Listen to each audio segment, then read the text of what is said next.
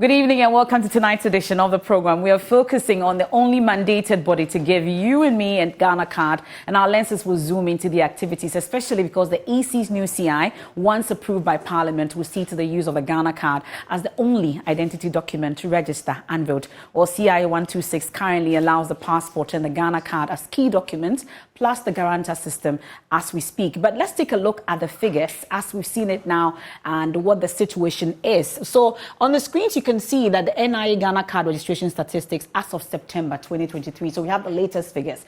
The number of Ghanaians registered stands at 17,504,553. Then the Ghana cards printed is 17,322,124. Now cards issued stands at 16,682,327. Cards ready for collection as we speak is 639,797, and the cards yet to be printed stands at 182,429. And this is the figures we are getting from the National Identification Authority. Now going on here, we'll go on to the next slide now, and as it stands now, so this is what it looks like, at least. I was trying to fix it so that I get into the next slide as we speak, but machines always, when it comes to figures, that's what happens. But that's where we stand in terms of the figures, what has happened so far, what the National Identification Authority has done, and where we are going. Well, tonight we are focusing on them when it comes to the National Identification Authority. So we have a regional breakdown of the figures, what we are looking at. There's been issue about their deaths, amongst others. These and more we are getting answers to tonight. Once Yael has it, so the national, this is the whole figures as we have it. So at least under review, the cards registered, I've given you that. Under review, attempted multiple registration, 95,942. The cards issued, this is what it looks like. Under review is 656. Now, this is the total population for Ghana, 30.8 million. Estimated population for persons 15 and above, 19.9 million. NIA has managed to enroll 17.4 million out of this number. So the difference between the whole population and then the NIA is 2.6 million. That's the difference that we have. So yeah, if you're okay, we can go on to the next slide now. So additional Ghanaians registered. This is what it looks like. 146,692. Additional cards printed, 584,390, and additional cards issued, 586,996. These are the figures. And then I enrolled 17.4 million people, regional breakdown as of February 2023. So we've been looking at it. This is the previous figures. Now we have the September figures. So this is the regional breakdown from the Greater Accra, all 16 regions to Savannah at 0.3 million, 3.52 million for the Greater Accra region, followed closely by the Ashanti region, 3.3 million, Eastern 1.81 million, all the way to the Savannah region. Let me look at the Volta region, is 0.89 million. So let's go on to the next slide. We'll go all the way to what it looks like for September as well. So this is as of February. We've been looking at it. EC Ghana card holders is 10.25 million. NIA 18 plus 16.98 million. NIA enrolled 17.38 million. And the EC total registration 17.02 million. This is also very significant because of the limited registration exercise that's currently underway. So these are more issues that will come up. Let's go to the latest as we have it. So EC Ghana card holders regional breakdown as of February 2023. This is how it looks like. So we have the Ashanti region, 1.99 million. Greater Accra region followed closely, 1.65 million. All the way to Oti Ahafo. We have Oti 0.17 million, and then Ahafo 0.13 million. So this, the regional breakdown as of February 2023. This is where we stand. Now, registered voters. Since we started voting in 1992, all the way to the last election, which is 2020, these are the dynamics. So we started off as a country with 7.401 million people, 1992. Then it started increasing steadily. In 2000, we had 10,698,652 persons. All the way to 2012, this is what it looks like, 14,158,890. Then 2016, we had 15,712,499. Then 2020, the last election, we have 17 million, then 27,641. That's what the figures looks like. I'm not too good when it comes to figures, but managed to grab it all when it comes to the figures that we have in terms of registration for the NIA, the EC, amongst others. These and more. We'll try to digest the figures and break it down a bit more for you. Have you registered? Do you have a Ghana card? What's hindering that process for you? It's a good time for you to tweet at us with the hashtag The Probe. Professor Kenneth Apawu, Executive Secretary, National Identification Authority, is my guest tonight, live on the Joy News channel, on Joy 99.7 FM for our radio audience, myjoyonline.com. We're on affiliate across Ghana's 16 regions. On DSTV channel is 421, Go TV is 125. Do you know about the National Identity Day? How did you observe it? We're talking more about it. I am Emefa Apawu. Please do stay with me. We're right back after this break.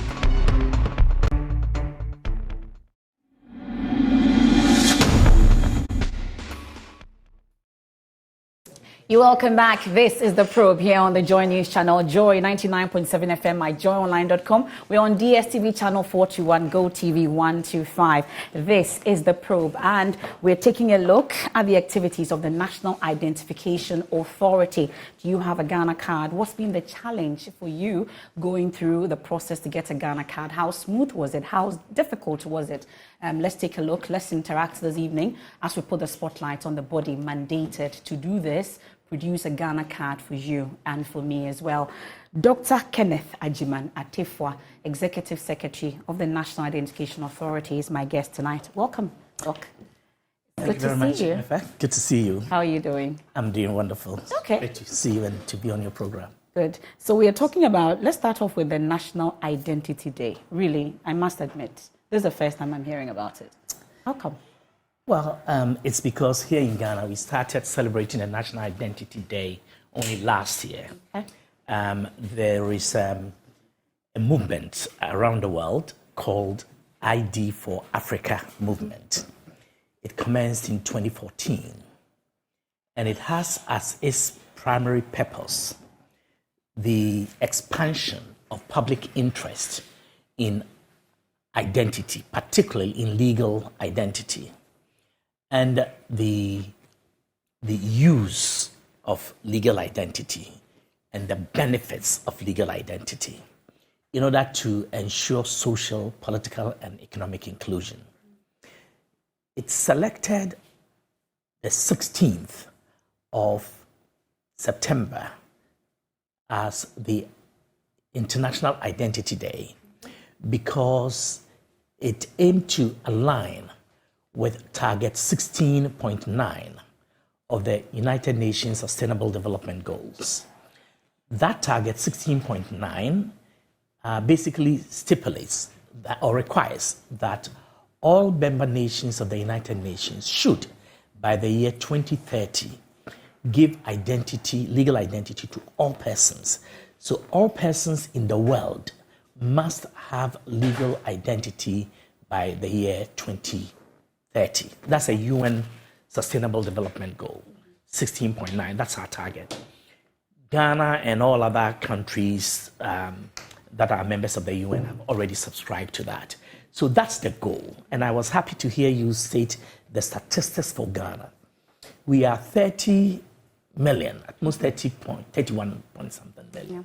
By the latest projections from Statistical Service, you could go into 32 or something. But we've already captured 17.4 million out of the 31 million, let's say. Strategically, what it means is that we are beyond the halfway mark. There are already plans, and we can discuss those a bit later, plans to register Ghanaians aged 0 up to 6. Strategically, during the mass registration and the current continuous registration phase, we limited ourselves to Ghanaians aged 15 and above. Okay. If you put the total number of Ghanaians under 15 years, they're about 12 million. If you look at the population of Ghanaians aged 15 years and above, who have not yet registered for the Ghana card, who have not been captured, that's approximately 2.6, 2.5, 2.6. So if we have the means, we as Ghanaians, I mean, not if we have the means, properly equipped, financially speaking, NIA is in a position to register and issue Ghana cards to Ghanaians who offer themselves for registration, who are aged 15 and above.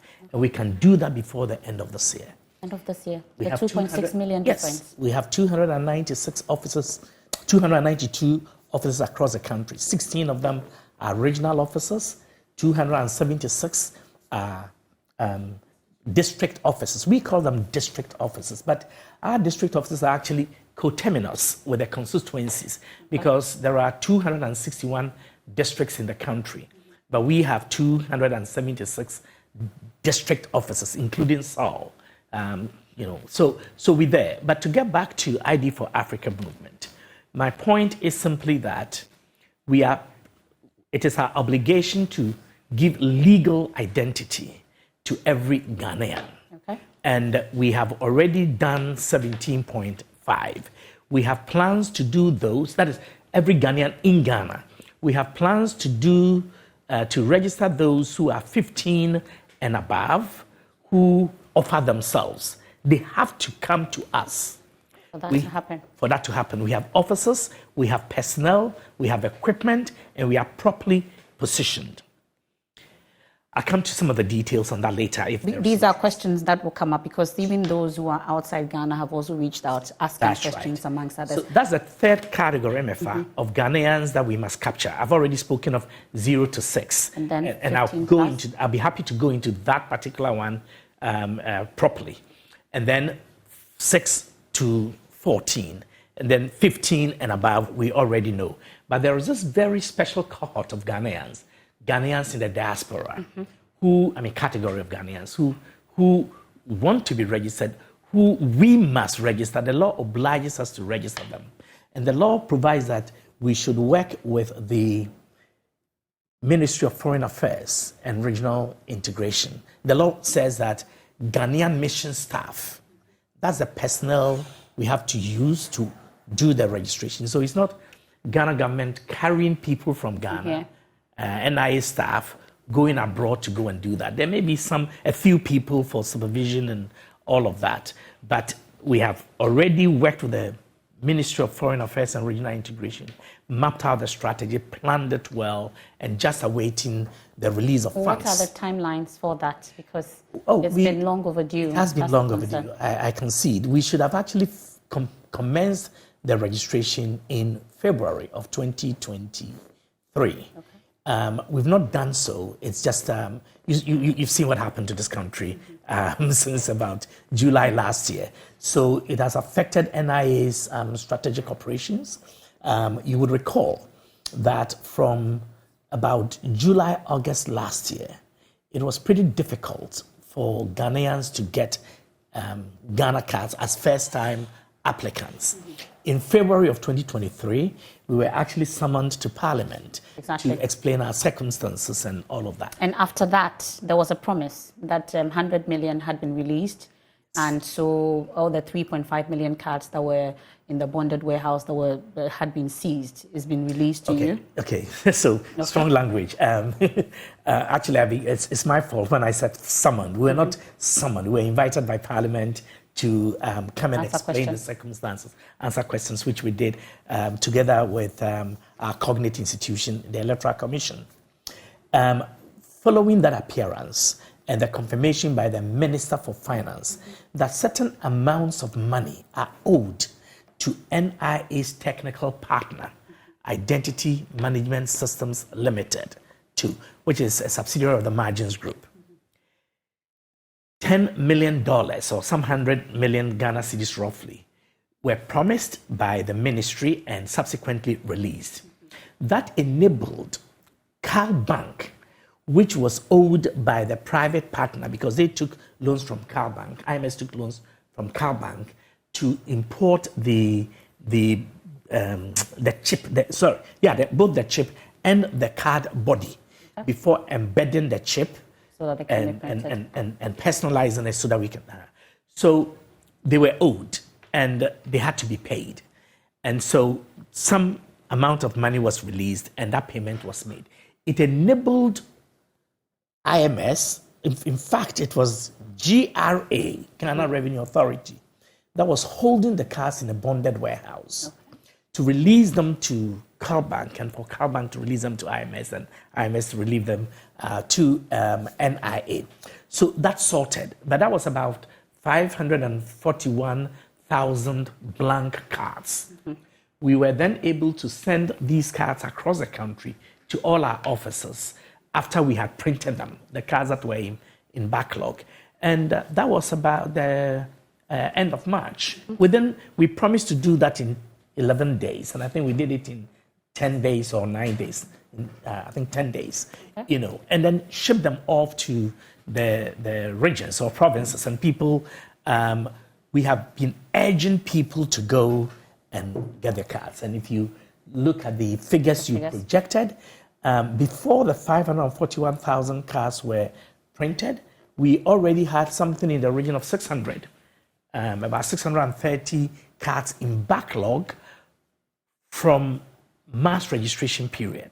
And then what I mean by that is that we had cards we had printed during mass registration, and people had not gone to present themselves for the cards to be issued to them. Okay. Then mass registration ended. The cards were sent to head office. And when we set up, mass registration ended in September of 2020 after COVID. Then we established regional and district offices across the country in November of 2021. In fact, on the 3rd of November, and to the best of my knowledge, even if I say so myself, the only national institution that has ever set up offices across all 16 regions simultaneously one day, and also set up offices across all 276 operational districts across the country, same day. There were a few places where, one or two, for some political or administrative reasons, there was some resistance. Or if you don't hire our people, we won't give you offices and all that. But they petered out. All those concerns died down when people realized the seriousness of the business we're in and the fact that they'll be shortchanging their own constituents or people if they didn't do what was needful, which was to support a state institution established to provide registration services of different kinds to the populace. Over time, within the same month, everybody came online. Okay. And so we are functionally on the ground, operating successfully because cards were released at the time. I want us to conclude on the issue about the debts. The issue about debt and the fact that you needed a lot of resources, because we've been talking about the people outside Ghana, and what's the only thing that is hindering the process is the issue about finances. So as it stands now, the NIA, when it comes to debts owed, are you in good standing? No. Okay, let me explain. It is not NIA that is in debt. It is the government of Ghana. We as NIA, we've not borrowed a penny from anyone. As NIA, we've not misspent or bad spent, as the Caribbeans would say. We've not bad spent money. We've not done anything to incur debt. Are the funds being released as it ought to be? No, not exactly. Because the government is strapped, and that's why I referred to last year. Before COVID, even during COVID, we were sufficiently resourced. We went out there, despite all the criticism, we went out there as soon as the COVID situation abated. You would remember that on the 20th or thereabouts of March 2020, after the president announced the COVID lockdown, we truncated the process. We had 1 week left in the eastern region to complete mass registration. We truncated the process, and then when COVID abated, we went back, we finished eastern region, then we went back around the country and did a mop-up. Okay. We even did strategic mop-up in particular communities where we felt that the numbers were not as great. Then we went around the country in June of 2020 to do a special card issuance blitz that was just to issue cards. And I remember coming to your neighborhood here, and you had a couple of registration centers, and there were people who were not going to get their cards, even though they were just a few meters. A registration center was just a few meters away from where they were. In my father's hometown, Akimoda, when I was there, I visited a registration center. A woman was selling cocoa, and have you gone for your card? I just saw my miska. You have to give me money, and this is crossing the street to the school across the road. Across the street. So there are attitudinal issues. There are people who have not gone to get their cards. But coming back to the funding, the matter arises from two sources. Number one, this is a public-private partnership arrangement that is being implemented by Ghana to deliver a national identification system. Ghana implements this national identification system project through the National Identification Authority, which is in partnership on the directives of government, not on Ken Attafuah awarding a contract. I've never awarded a contract for that, contrary to what some politicians like to say.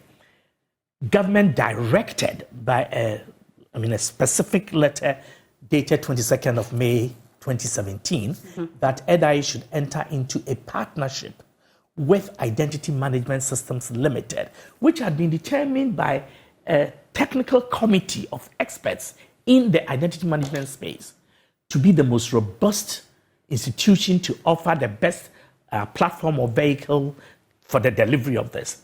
After they had evaluated a whole lot of institutions, prospective vendors, technical solutions providers who had presented themselves to the technical committee established by the Vice President, Dr. Bawumia. At the end of it, we entered into a contract with Identity Management Systems Limited. People commonly call them the Margins Group. They, in the first year of operations, were to provide $169 million as their contribution to the implementation of the fund. The government of Ghana was to provide 124 million United States dollars. It is this combined resource base that was to drive the implementation for the first year. It's a 15-year life cycle, a 15-year contract. Over the 15-year period, it is to bring in over $2.5 billion in revenues. Okay. The total expenditure, including everything, is projected to be the 1.2 billion that I mentioned some time ago, and I was castigated, deliberately misrepresented as saying that it is going to cost 1.2. No, that's not what it's going to cost, but the projected revenue, say for example, from revenue savings, cost saving alone, SNIT is no longer producing SNIT cards. From the savings alone, from card body, just not buying and personalizing and printing cards, they are in the region of about 30 million. The same with National Health Insurance Authority. Okay. The same with GRA, piggybacking on the Ghana card and the tax identification number and all of that. Colossal savings all along the way. And look at the telcos. Look at all the banks, all 25 universal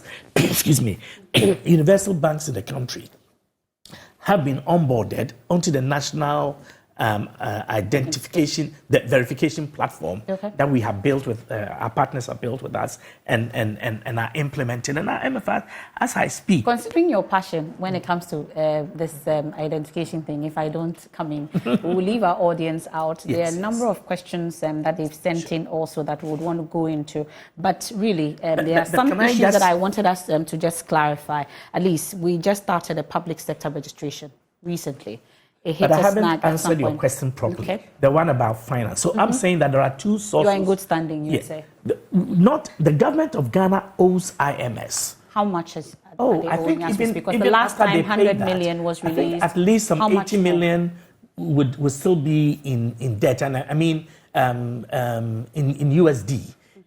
So there is quite a bit of money for government to pay. I hadn't adverted my mind to the specifics because. So as at March, when that 100 million CDs was released, After that, there was still about 90. Oh, there was still about 90. Okay.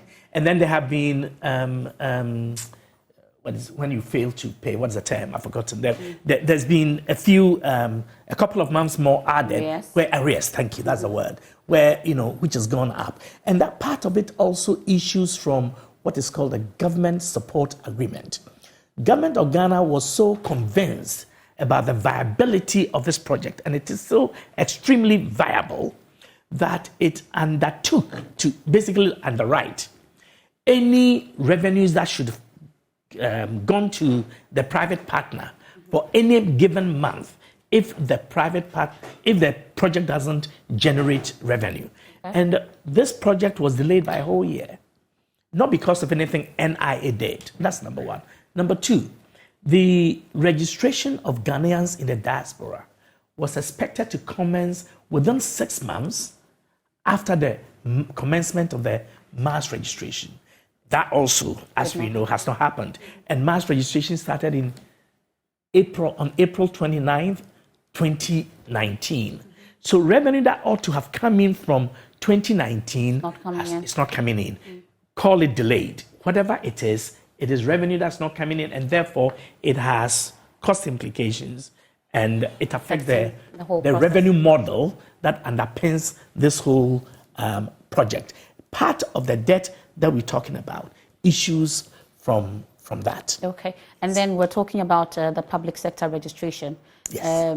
It hit a lot of snag. There was some resistance to that. We had the first phase and then the second phase. What's really the update with that? The objective, there have been concerns raised by some of these groupings about why we need to do this particular exercise. Maybe we can enlighten us a bit more on that. Okay, from where I sit, the only real snag we hit was a COVID snag. It truncated a process. There were a lot of nuisance lawsuits, people calling me names, doing all kinds of things, forgetting that the president, excuse me, when His Excellency the President announced the COVID lockdown, he also indicated that businesses and other offices, places of work, could continue to operate subject to the observance of the COVID protocols and hand washing and and social distancing and all of that. And NIA then had a week to go. We waited. When it abated, we went back. Not a single person got COVID at any NIA registration center or because of any activities by NIA. And at the time of the lockdown, there were just 2 cases of confirmed COVID cases in the country. Okay. We exercised responsibility. We were responsive. We did the right thing, and we served the country well. I'll take a quick break on that. We'll take a quick breather on that, and then let's get into the questions also that have come in, a number of questions, so that we can get a quick breather for Prof on this. Then, if you're ready, maybe we should go through the first part of questions that we've received, so that we can take a quick breather on that. There are a number of them. Yao would also try and then get the questions for me, but there were issues about extortion and corruption that came up. We've had some petitions from some workers who say they've been asked to go home because of these issues, unfair treatment, amongst others. We'll get into it. And then Yao is ready with the first part of questions so that we don't leave the audience out. So we have the very first one. Mami says, could you provide an overview of the objectives and significance of the mass registrations for Ghana Card? That's the very first one. We have another one that goes on. Yeah, we have to do this very quickly so we can go through a number of the questions. Eliana says, is the NIA able to register all eligible Ghanaians, especially because the EC plans on making the Ghana Card the sole identity document to register as a voter? Akuno also says, how does Professor Attafuah respond to allegations that the NIA is registering more citizens in NPP strongholds than in NDC strongholds? That's Akuno's question. I think this came up some time ago. And then there's one from Rosemond that says, why did the registration of public sector workers fail the first time? And what is going on with the second round of registration?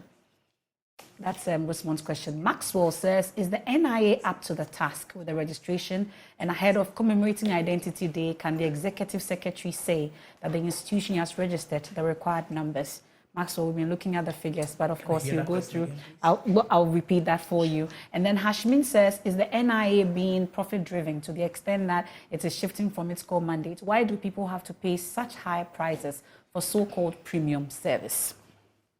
That's Hashmin. And then the last one for this round, what is going on with people who have registered but have not had access to their cards because of this? They cannot register again and have to wait for these cards, which are not coming. So these are some of the questions, the first batch of questions, Prof. Now that we've taken a quick breather for you. So then we can go into the first batch of questions. I'm sure we'll repeat them. So Mami is talking about a brief overview of the objectives and significance of the mass registration for Ghana card, if you're okay now. Yes, thank you. That's okay. The objectives of there are two questions there. Objectives of the mass registration and then the objectives of the Ghana card. Yeah. The objectives of the mass registration, the simple purpose, it was to ensure that a large number of Ghanaians, significant,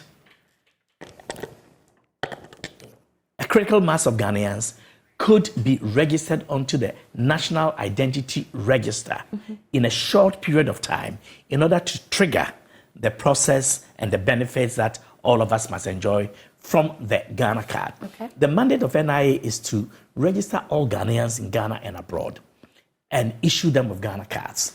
Register all foreigners living in Ghana who are living here for 3 months or longer and who are not diplomats, who are not diplomats or the representatives of international non-governmental organizations. Okay.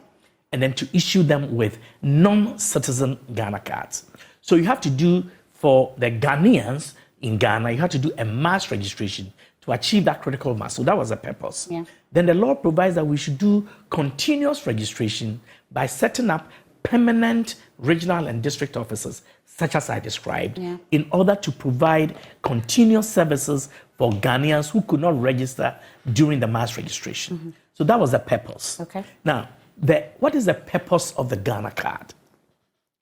Of course, I mean, I have abbreviated it. There's also because I said earlier that this is about identification system. It's not just a Ghana card. Now, the identification system has 5 broad purposes. This registration is one of them. But we are required as NIA to share data with what the law calls user agencies, SNIT, NHIA, GRA, those sorts of things, institutions which are cognate, which have interest and business in identity management and all of that. And then other institutions which the minister responsible for the national identification system will designate. And so if, for example, Joy FM or the banks, they are not mentioned in the law, the telcos, but as I said, all of them are using it, all of them have requested for, and we've shared data with them. So the Electoral Commission that comes up frequently, we can share data with them to enable them do what it is that they want to do if they request for data from us and comply with certain technical and legal obligations that devolve on them and on us. Some wonder what the relationship between the NIA and the EC is as we speak, because we know that once the new EC proposed in Parliament goes through, the only identity document will be the the Ghana card that will be used for voting and registration. So really, as it stands now, what's the working relationship between the EC and the NIA?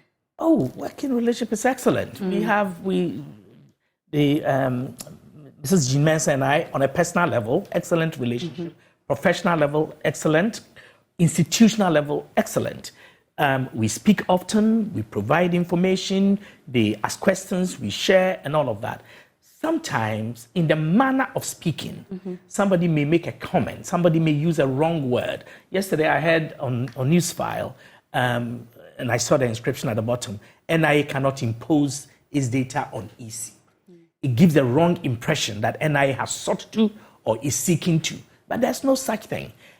EC has been talking to NIA. But the concern is NIA has the data that we all need for this country, for us not to go through the whole process and use more funding to do the same thing that the NIA has done. That's the concern that many have. There's no problem with that at all. With a click of a button, NIA can give that data to EC. That one, there's no debate. The technical systems or arrangements or mechanisms that have to be put in place, we are all agreed on them. That's not a problem. That's why we've been able to do with SNET and NHIA and GRA and Controller and a whole lot of institutions. That there's no problem at all. As it stands now, is the EC willing to get the EC wants it. The EC, that's why it went to Parliament. It wants to use NIA's data. There is a lot of this is imaginary. It is also just like the question you asked earlier about like public magistrates. Dr. Dominic Ayeni, former Deputy Attorney General, member of the NDC, has stated here at your in this house, Multimedia, that the NDC as a party trusts NIA to deliver a clean system, a clean society. Our system, and it goes to the purpose the lady was asking about, our purpose is to deliver a clean society of integrity. So we must protect the integrity, we must ensure the integrity of the data we collect. That's why we want to make sure that your name is correctly spelled, that your date of birth is correct, that you have not given us false information. And if you seek to change your date of birth, you must comply with the law. It's about the integrity of the data. And then we must also protect the data.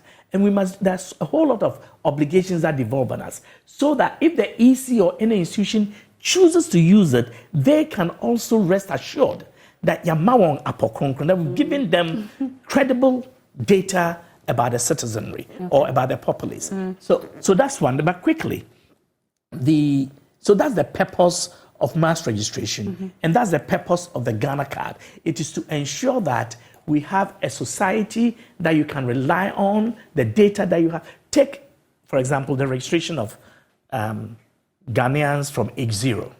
I mentioned it earlier. We started a piloting in July and August. When a child is born, we're working in collaboration with the Births and Deaths Registry and the Ghana Health Service. The child is assigned a serial number or unique number by births and deaths or birth certificate. Because we are registering Ghanaians and registering them in terms of identity, we have to be sure that we know the identity of the child. So the child is not just baby Emefa. After baby Emefa has been taken home, and say 6 years later, she's been outdoored, then the baby is given a name and has an identity. The mother takes the baby for weighing. The Births and Deaths Registry and the Ghana Health Service take a liveness picture of the mother's ID card, Ghana card, and that of and then transmits the details to us. We then conduct a liveness test to make sure that it's a real mother, a living human being, not a dead baby, mother, a woman. And to make sure also that it's not somebody who is dead and the card has been taken. We satisfy ourselves in order to prevent trafficking and all kinds of things. When we are so satisfied, we do a liveness test also of the child's identity. So we collect the name, the hospital or medical facility, the birthing place, and the time of birth, date of birth. Are we doing this with the Births and Deaths Registry as well? Yeah. Okay. We are in partnership with them. How many babies would you say we've been able to register? I wouldn't know that. It's a pilot, and we can come and have a conversation on that. Okay. But I just said that 6 weeks. In fact, take August 1st as the real operational piloting deadline. So you have to move it into the future by 6 weeks. That is when we presume Ghanaians would have named the baby. And everything. Then the child has an identity and we start registering. Now, when children are registered from that age, we will do away with all this controversy about citizenship. We'll be protecting the boundaries, policing the boundaries of Ghanaian citizenship.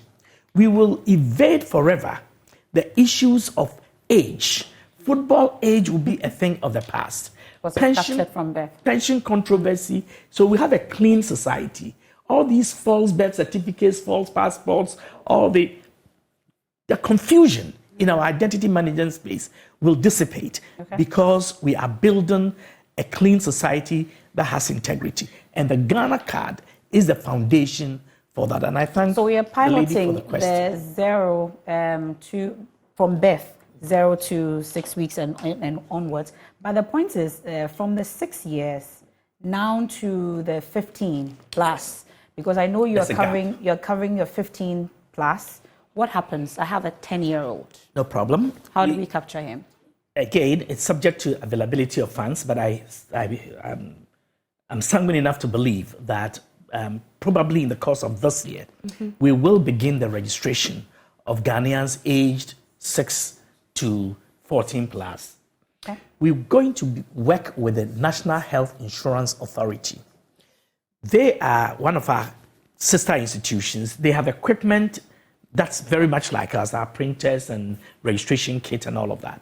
They have personnel who are accustomed to the use of those equipment. We're working on a legal relationship and executing a contract to formalize this relationship. As soon as funds are available, we will begin the registration of these. We will work with parents and teachers who go to schools. So if it is Roman Rich School, let's say, or Brasso LA 2 primary school, we work with the teachers. We agree that on this day, at this time, we will come and register class 3 pupils. Parents will meet with them, engage, assist those who can apply for their kids online. They will fill the forms, all of that, attach their Ghana cards, all the necessary things they will do online to save time. Those who cannot, they'll be supported.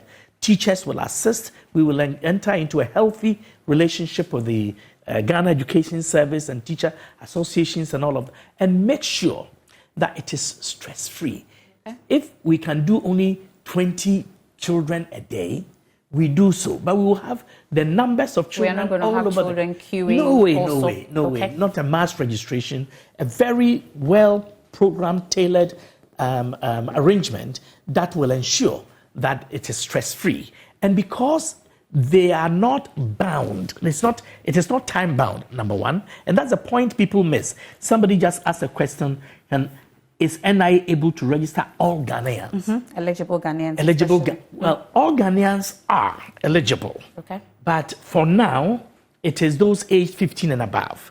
Because we are doing it in cohorts, you can only look at a certain number. That's why we're talking about 19 million for 15 and above.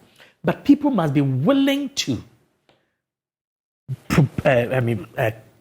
go to NIA. Emefa, let's not be ostriches. There were people in this country who were urging some Ghanaians not to go and register for the Ghana card. There were people who have gone to register or come to NIA to register for the Ghana card, but who have not announced to their constituents or publics that they themselves have gone. And I suspect that there is a small number of people, maybe not very large, but there's a number of Ghanaians who have not gone because they've listened to talk, perhaps political talk. Okay. Then there are people who have registered, their cards have been printed. We have called them with your taxpayers' money. We've sent text message blasts to all these people. Our officers are calling them in the districts. Some don't have any need for it.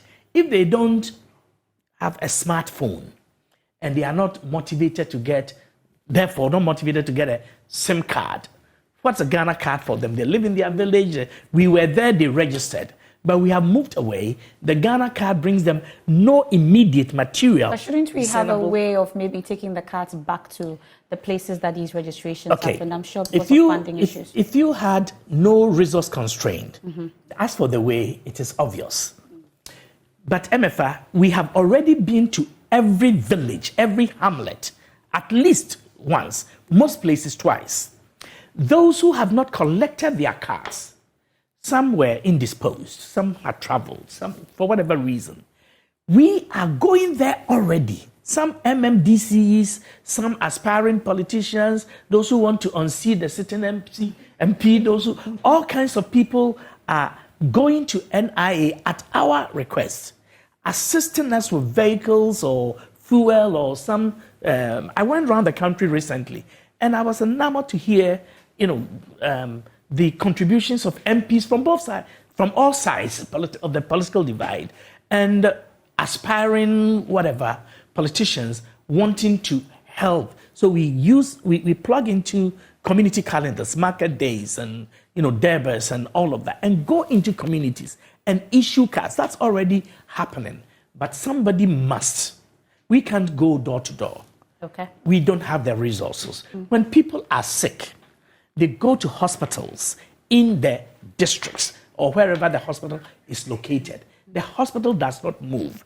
In this case, the state provides that we should set up offices. We've done so, but we've gone beyond the formal requirement by getting into the community. But even if you go to the doorstep, like that woman at Achimoda, I want you to give him money first. Across the street. Well, there's this issue also about registering more citizens in NPP strongholds than in NDC strongholds. It's a surprising, I think that is one of those base political statements. Okay. There's absolutely no evidentiary basis for that. But even beyond that, there is no reason for that. It doesn't make sense. This project is underpinned by a revenue model. You want to make sure that every Ghanaian registers, every Ghanaian gets a card, and every Ghanaian is able to make use of it.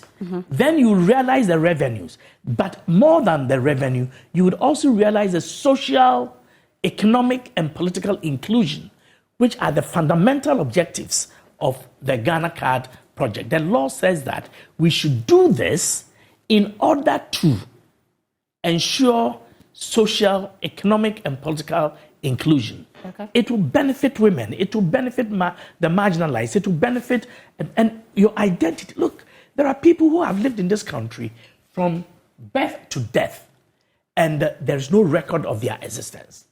And they are buried, and then later a road is made where they were buried. And absolutely nothing. It's painful, sordid part of our history. This is cheap political talk.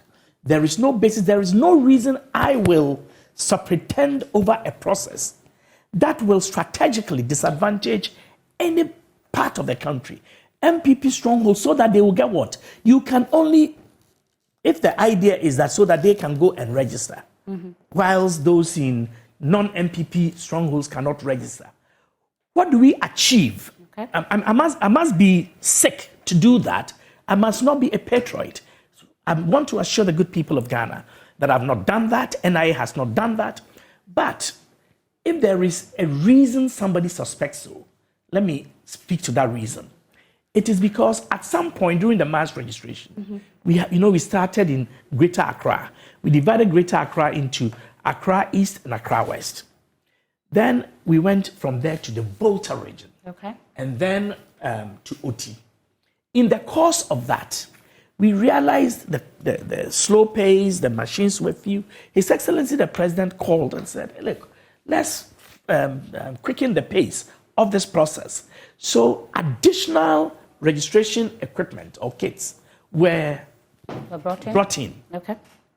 By the time you commission the manufacture, and in fact, they were airlifted into Accra on a chartered flight in order to, by that time, we were in the northern region. Then you program, you do all the necessary things. We airlifted them to Tamale and then farmed them into the communities with a sense of dispatch, with serious mission. By the time all of this and northern region and what was formerly the Bruahafu, broadly speaking, were sort of in a cluster or zone. So by the time all these processes had worked themselves out, we were entering Ashanti region. Okay. That was December 2019. So yes, additional equipment arrived in Ashanti region in December.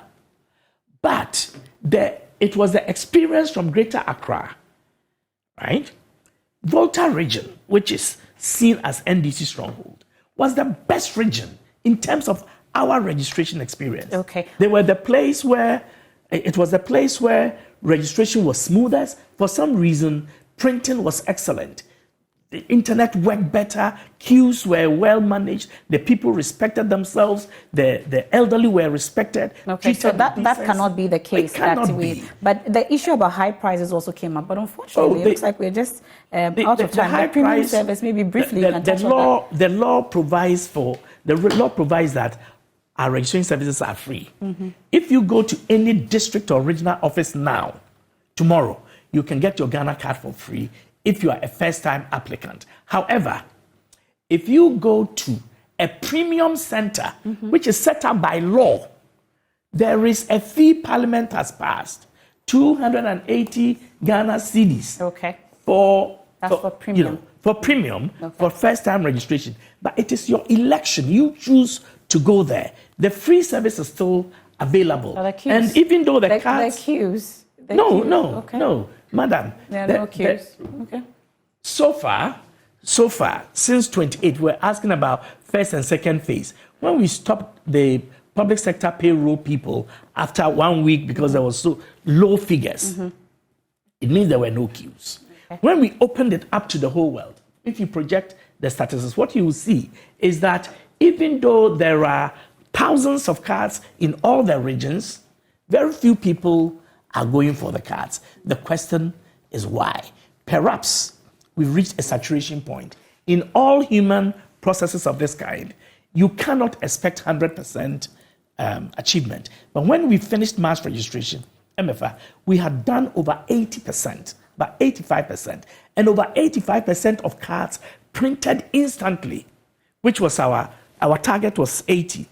And it was to solve the problem of 2008 to 2017, where only 900,000 cards were issued. Now we have issued over 16.6 million cards. It's a colossal achievement that ought to be celebrated as we move toward target 16.9. So Identity Day, which brought us here, World Identity Day. We're celebrating it to mark the importance of identity for every citizen.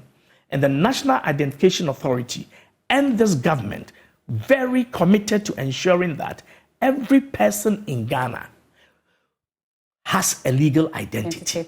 Okay. And we move in that direction. Well, it looks like you just summed it up nicely for us here today. But of course, that's Professor Kenneth Apawu there. And I'm sure this is something we'll have to do again. And I'm sure in the course of the week, we'll get to focus more on it. But we can't leave without asking you about your best man. And yes, of course, he's at least, we are waiting for November 4. The first round has gone. I heard you at least talk about the fact that Alan was second to your best man in terms of who you were supporting. Now, were you surprised that Alan withdrew from the race? No, I wasn't surprised. You saw it coming? I didn't see it coming, but I wasn't surprised. Okay. But after the results came up, I thought that some rethinking would have to happen. I think that the reasons that were given for his non-participation in the second phase could have been stated differently, or thought through a little differently. But I wasn't surprised. And there will be a repeat for November 4, you would say? Bawumia is still taking it? Oh, I think it is absolute. It's possible. Absolutely possible. It is beyond possibility. This is one of those few moments that I will say with positive audacity that it is highly probable, if not highly definite. Okay, and that's how we wrap up tonight's edition of The Probe here on the Joy News channel. Professor Kenneth Apawu, Executive Secretary of the National Identification Authority, my guest. So there's more when you log on to myjoyonline.com. On behalf of the entire team, many thanks for spending time with us. For our radio audience, What Could Jesus is up next. For TV, we have Prime Take with Muftau Nabila. Please stay. Have a good evening.